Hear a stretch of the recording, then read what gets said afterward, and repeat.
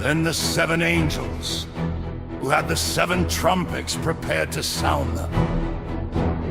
The first angel sounded his trumpet, and there came hail and fire mixed with blood, and it was hurled down on the earth. A third of the earth was burned up. A third of the trees were burned up, and all the green grass was burned up.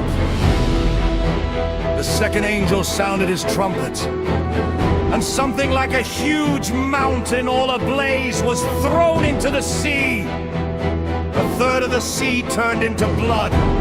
A third of the living creatures in the sea died, and a third of the ships were destroyed. The third angel sounded his trumpet, and a great star blazing like a torch fell from the sky on a third of the rivers and on the springs of water. The name of the star is Wormwood.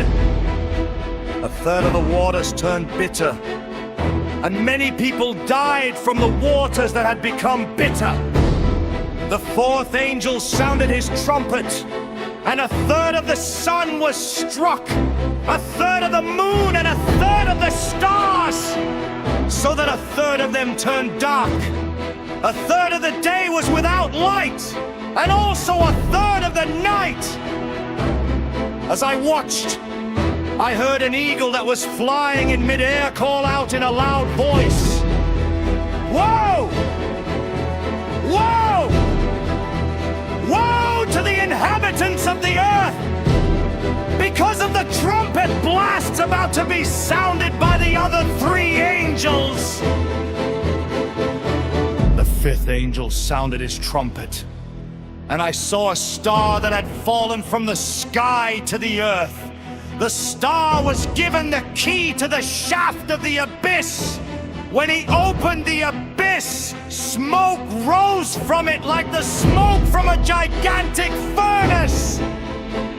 The sun and sky were darkened by the smoke from the abyss.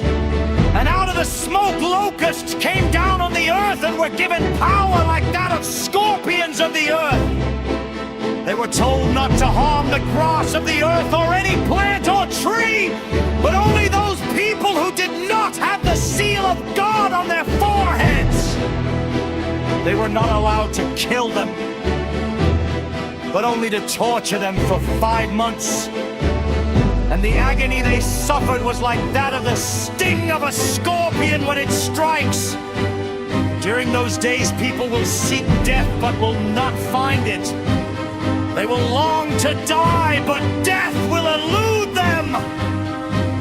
The locusts looked like horses prepared for battle.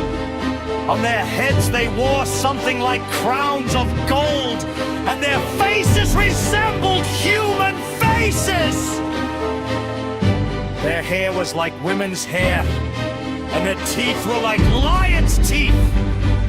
They had breastplates like breastplates of iron, and the sound of their wings was like the thundering of many horses and chariots rushing into battle. They had tails with stingers, like scorpions, and in their tails they had power to torment people for 5 months. They had as king over them the angel of the abyss, whose name in Hebrew is Abaddon, and in Greek is Apollyon. The first woe is past. 2 other woes are yet to come. The sixth angel sounded his trumpet, and I heard a voice coming from the 4 horns of the golden altar that is before God. It said to the sixth angel who had the trumpet, "Release the 4 angels who are bound at the great river Euphrates." And the 4 angels who had been kept ready for this very hour and day and month and year were released to kill a third of mankind. The number of the mounted troops was twice 10,000 times 10,000. I heard their number. The horses and riders I saw in my vision looked like this. Their breastplates were fiery red, dark blue, and yellow as sulfur. The heads of the horses resembled the heads of lions, and out of their mouths came fire, smoke, and sulfur.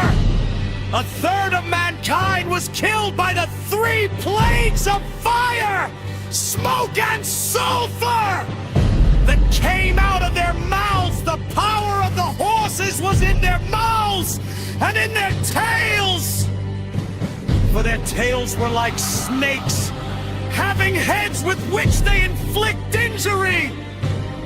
The rest of mankind who were not killed by these plagues still did not repent of the work of their hands.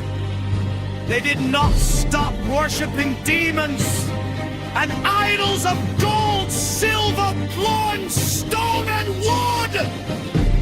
Idols that cannot see or hear or walk.